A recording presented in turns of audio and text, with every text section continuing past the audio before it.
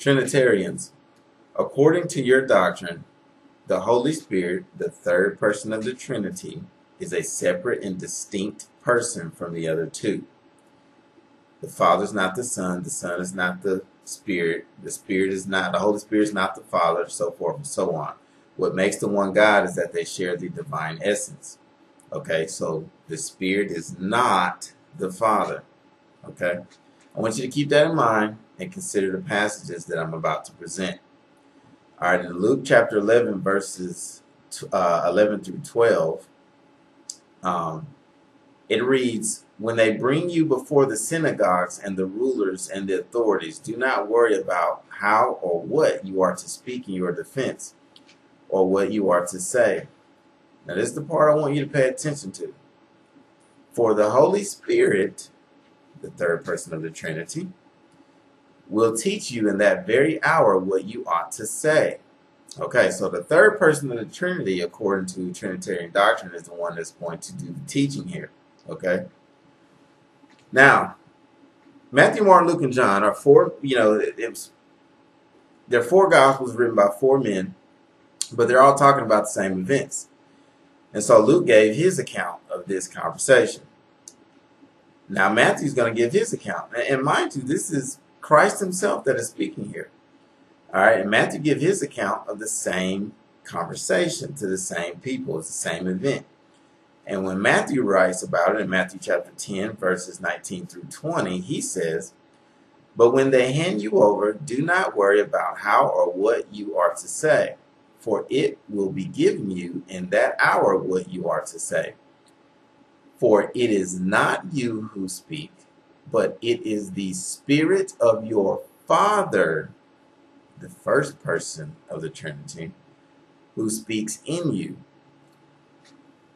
Remember, the Father is not the Spirit in Trinitarian doctrine. So these two can't be tied together. They are separate. But Luke and Matthew has tied them together. The Holy Spirit and the Spirit of the Father, the Spirit of your Father, is the same thing. It's the same person. So, according to Trinitarian doctrine, this would have to be a lie, which I know it's not. And so, basically, you've blown open the third person of the Trinity right there. Okay. Now you look at Micah 3:8. Micah 3:8 says, "But as for me, I am filled with power, with the Spirit of Yahweh, and with justice and might, to declare to Jacob his transgression, and to Israel his sin."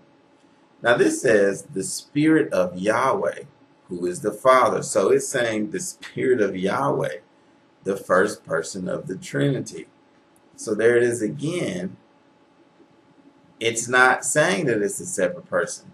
The Holy Spirit, the Spirit of the Father, the Spirit of Yahweh, all same person. Also, the passages I have up now, they also show some of the same language in the Old Testament. They all say the Spirit of Yahweh. So if you want to pause the video and look these up, feel free.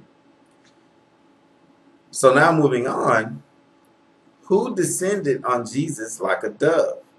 Was it the third person of the Trinity, or was it the Spirit of the Father, the first person of the Trinity?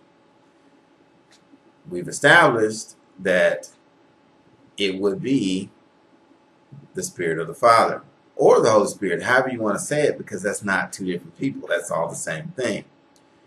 So the Spirit of the Father descended on Jesus, and John said that He remained on Jesus.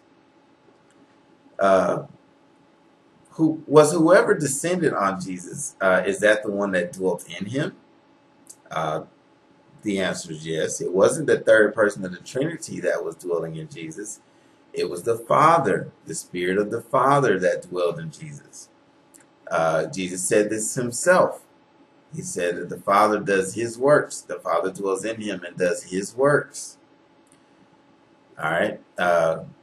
Also, whoever dwelt in Him was the one doing the works. Yes, we've established that.